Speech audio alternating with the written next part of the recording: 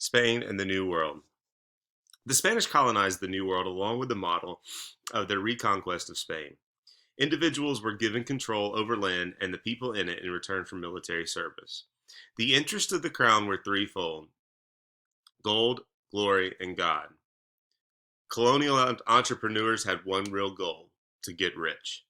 By and large, the colonizers came from the lower orders of Spain, and even the captains and governors were drawn from groups like the lower sons of lesser nobility.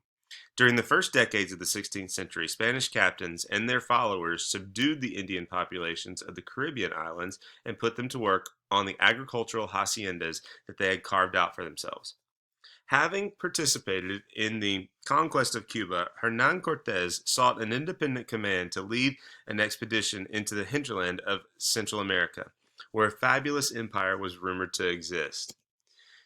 Gathering a force of 600 men, Cortes sailed across the Gulf of Mexico in 1519, established a fort at Veracruz, where he garrisoned 200 men, and then he sank his boats so that none of his company could turn back. With 400 soldiers, he crossed the Mexican jungles northward to the Aztec Empire. The Aztec Empire was a loose confederation of native tribes that the Aztecs had conquered during the previous city. They were ruled by Montezuma from his capital at Tenochtitlan, a marvelous city built of stone and baked clay in the middle of a lake. The conquest of the Aztecs took nearly a year. Nearly 100,000 natives from neighboring tribes supported the Spanish assault. Cortez's cavalry terrified the Aztecs, who had never seen horses and had never been in contact with iron weapons. Cortez also benefited from the Aztec practice of taking battlefield captives to be used in religious sacrifices. By 1522, Cortez was a master of an area larger than all of Spain. In 30 years, the population losses were staggering.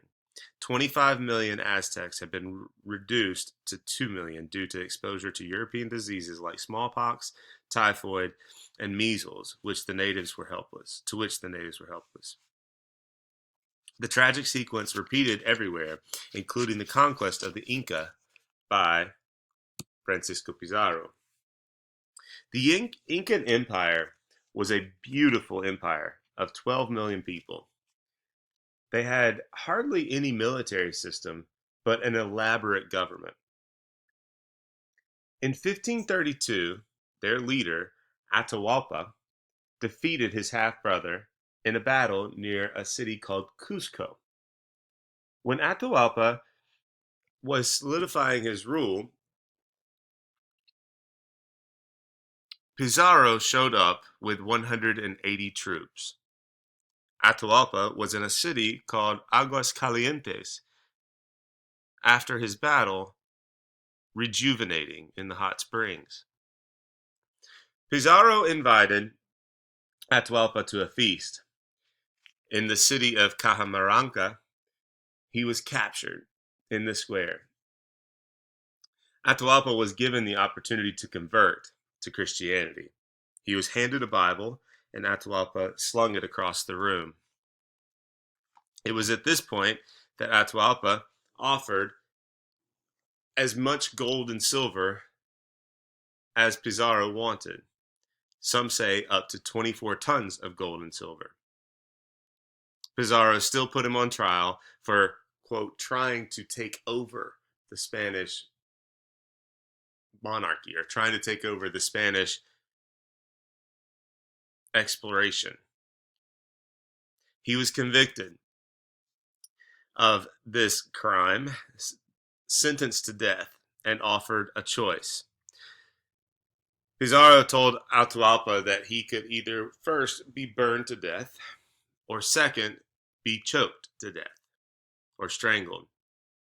Atahualpa wanted the second one, but Pizarro decided that he needed to put in a stipulation if Atahualpa were to choose the second one. In order to be strangled, Atahualpa had to convert to Christianity before he were strangled.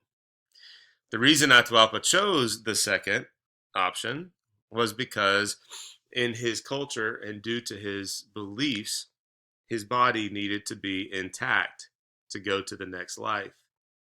So Atahualpa, quote unquote, accepted Christianity or converted to Christianity, and he was strangled by a garrote until he was dead.